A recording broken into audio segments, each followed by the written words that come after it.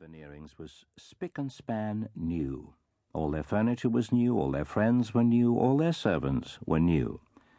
The great looking-glass above the sideboard reflects the table and the company. Reflects Veneering, 40, wavy hair, dark, tending to corpulence.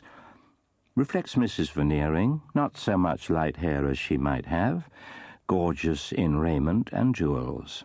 Reflects a certain Podsnap prosperously feeding, red beads on his forehead, large allowance of crumpled shirt collar up behind.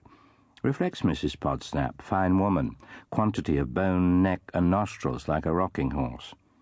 Reflects Twemlow, grey, dry, polite, cheeks drawn, as if he'd made a great effort to retire into himself some years ago, and had got so far and never got any farther. Reflects charming old Lady Tippins on Veneering's right. Reflects a certain Mortimer, who never was in the house before and appears not to want to come again. Reflects Eugene, friend of Mortimer, buried alive in the back of his chair, gloomily resorting to the champagne chalice whenever proffered. "Now, Mortimer," says Lady Tippins, "I insist upon your telling all that is to be told about the man from Jamaica." "Upon my life," says Mortimer languidly, "I find it immensely embarrassing to have the eyes of Europe upon me. The man, whose name is Harmon, was the only son of a tremendous old rascal who made his money by dust." "Red velveteens and a bell?" the gloomy Eugene inquires. "A ladder and a basket, if you like. By which means, or by others, he grew rich as a dust contractor and lived in a hollow in a hilly country entirely composed of dust. On his own small estate the growling old vagabond threw up his own mountain range like an old volcano, and its geological formation was dust, coal dust, vegetable dust, bone dust, crockery dust, rough dust, and sifted dust, all manner of dust. This exemplary person derived his highest gratification from anathematizing his nearest relations and turning them out of doors. Having begun, as was natural, by rendering these attentions to the wife of his bosom, he next found himself at leisure to bestow a similar recognition on the claims of his daughter.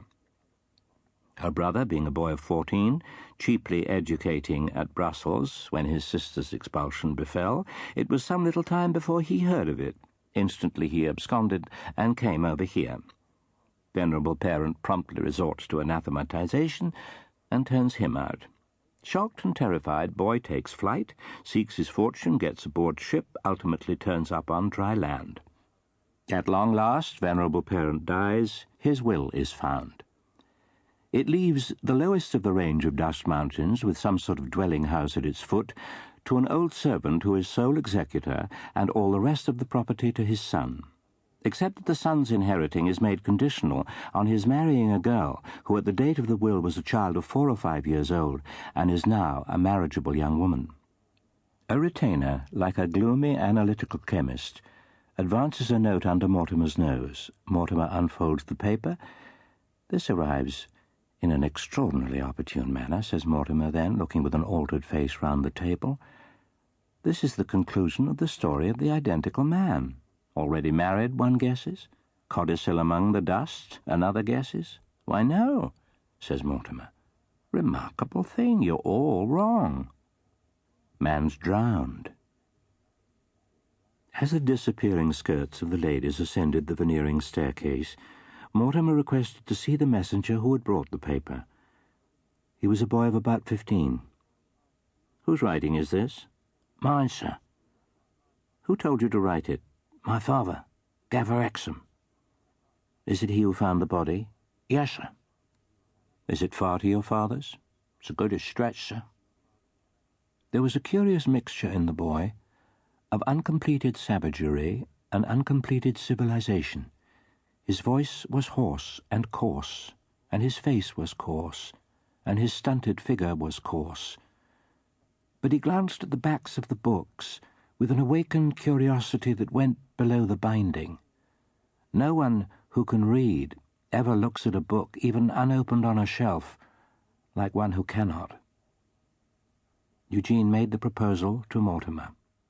"I'll go with you if you like." So they all three went away.